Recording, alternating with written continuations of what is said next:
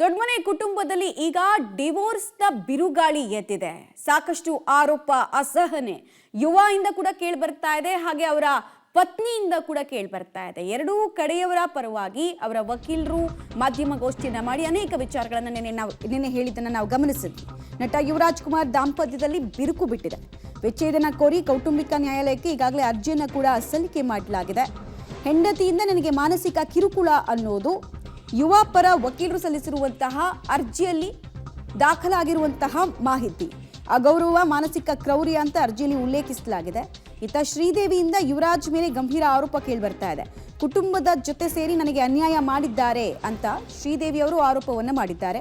ಅಮೆರಿಕದಲ್ಲಿರುವಂತಹ ಶ್ರೀದೇವಿಯವರು legal ನೋಟಿಸ್ಗೆ ಈ ರೀತಿಯಾಗಿ ಉತ್ತರವನ್ನು ಕೊಟ್ಟಿದ್ದಾರೆ. ಪಬ್ಲಿಕ್ ಟಿವಿಯಲ್ಲಿ ಈ ಕುರಿತು ಎಕ್ಸ್ಕ್ಲೂಸಿವ್ ಡೀಟೇಲ್ಸ್ ಕೂಡ ಲಭ್ಯ ಆಗ್ತಾ ಇದೆ. ಸ್ಯಾಂಡಲ್ವುಡ್ನಲ್ಲಿ ಎಲ್ಲವೂ ಅಂದರೆ ಕೆಲ ಕುಟುಂಬಗಳಲ್ಲಿ ಎಲ್ಲವೂ ಸರಿ ಇಲ್ಲ ಅನ್ನೋದು ಮತ್ತೆ ಮತ್ತೆ ಸಾಬೀತಾಗ್ತಾ ಇದೆ. ಈಗ ದೊಡ್ಡಮನೆ ಕುಡಿ ಯುವರಾಜ್ ಕುಮಾರ್ ಅವರ ದಾಂಪತ್ಯ ಜೀವನದಲ್ಲಿ ಬಹಳ ದೊಡ್ಡ ಬಿರುಕೆ ಏರ್ಪಟ್ಟಿದೆ.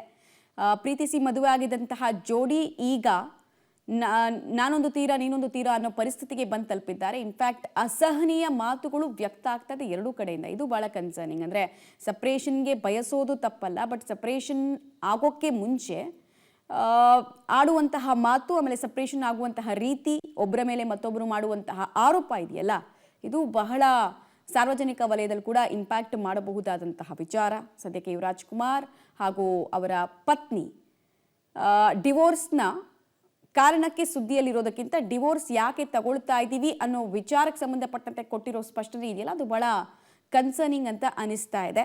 ಯಾಕಂದರೆ 5 ವರ್ಷಗಳ ಕಾಲ ಪ್ರೀತಿಸಿ ನಂತರ ಕುಟುಂಬಸ್ಥರ ಒಪ್ಪಿಗೆ ಮೇರೆಗೆ ದಾಂಪತ್ಯ ಜೀವನಕ್ಕೆ ಕಾಲಿಟ್ಟವರು, 2019ರಲ್ಲಿ ಮದುವೆ ಆದವರು 2024 ಅಷ್ಟೊತ್ತಿಗೆ ಡಿವೋರ್ಸ್ ಪಡೆಯೋದಕ್ಕೆ ಮುಂದಾಗಿದ್ದಾರೆ. ಬಟ್ ಅದಕ್ಕೆ ಕೊಡ್ತಾ ಇರುವಂತಹ ಕಾರಣ, ಲೀಗಲ್ ನೋಟಿಸ್ಗೆ ಉತ್ತರ ಕೊಡ್ತಾ ಇರುವಂತಹ ರೀತಿ ಬಹಳ ಕನ್ಸರ್ನಿಂಗ್ ಇದೆ. ಯುವನ ನಡವಳಿಕೆಯಿಂದ ನನಗೆ ಆಘಾತ ಆಗಿದೆ ಅನ್ನೋದು ಅವ್ರ ಮಾತು. ಅಂದರೆ ಶ್ರೀದೇವಿ ಪರ ವಕೀಲರು ಹೇಳ್ತಾ ಇರುವಂತಹ ವಿಚಾರ, ಮಾನಸಿಕ ಕಿರುಕುಳ ಕೊಟ್ಟಿದ್ದಾರೆ ಅಂತ ಯುವನ ಪತ್ನಿ ಹೇಳಿದ್ದಾರೆ. ಕುಟುಂಬದ ಜೊತೆಗೆ ಸೇರಿ ನನಗೆ ಅನ್ಯಾಯ ಮಾಡಿದ್ದಾರೆ ಅನ್ನೋದು ಕೂಡ ಯುವ ಅವರ ಪತ್ನಿ ಹೇಳ್ತಾ ಇರುವಂತಹ ಮಾತು, ಹೊರಿಸ್ತಾ ಇರುವಂತಹ ಆರೋಪ.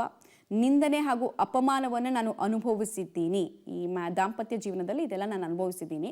ಹಾಗೆ ಸಹನಟಿ ಜೊತೆಗೆ ಸಂಬಂಧ ಇರೋದ್ರ ಬಗ್ಗೆ ಕೂಡ ಉಲ್ಲೇಖ ಮಾಡಿದ್ದಾರೆ. ಇನ್ಫ್ಯಾಕ್ಟ್ ಅವರೊಬ್ಬರ ಹೆಸರನ್ನು ಕೂಡ ಮೆನ್ಷನ್ ಮಾಡಿದ್ದಾರೆ.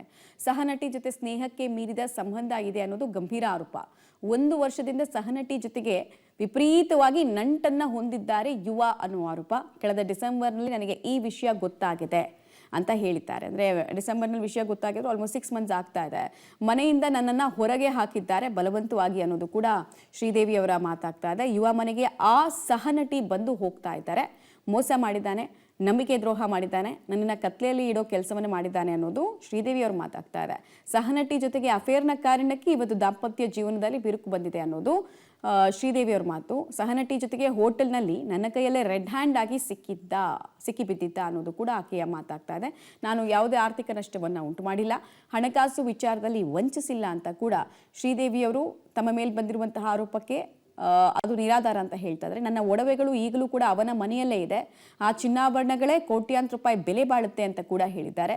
ಸಹನಟಿಯ ಜೊತೆ ಸಂಬಂಧದಿಂದಾಗಿ ನನ್ನನ್ನು ದೂರ ಮಾಡಿದ್ದಾರೆ ಅನ್ನೋದು ಕೂಡ ಶ್ರೀದೇವಿಯವರು ಮಾತು. ಡಾಕ್ಟರ್ ರಾಜ್ಕುಮಾರ್ ಅಕಾಡೆಮಿ ಮೊದಲು ಬಹಳ ಲಾಸ್ನಲ್ಲಿತ್ತು ಅಂತ ಕೂಡ ಹೇಳಿದರು. ಇದರಲ್ಲಿ ಅಕ್ರಮವಾಗಿ ಹಣ ವರ್ಗಾವಣೆ ಆಗಿದೆ ಅಂತೆಲ್ಲ ಯುವ ವಕೀಲರು ಹೇಳಿದ್ರಲ್ಲ, ಅದಕ್ಕೆ ತಿರುಗೇಟ್ ಕೊಡ್ತಿರೋದವರು. ನಾನು ನನ್ನ ಪರಿಶ್ರಮದಿಂದ ಅದನ್ನು ಮೇಲಕ್ಕೆತ್ತದೆ, ನನ್ನ ಮೇಲೆ ಮಾಡಿರುವಂತಹ ಎಲ್ಲ ಆರೋಪಗಳು ಕೂಡ ಸುಳ್ಳು ಅನ್ನೋದು ಶ್ರೀದೇವಿಯವರ ವರ್ಷನ್.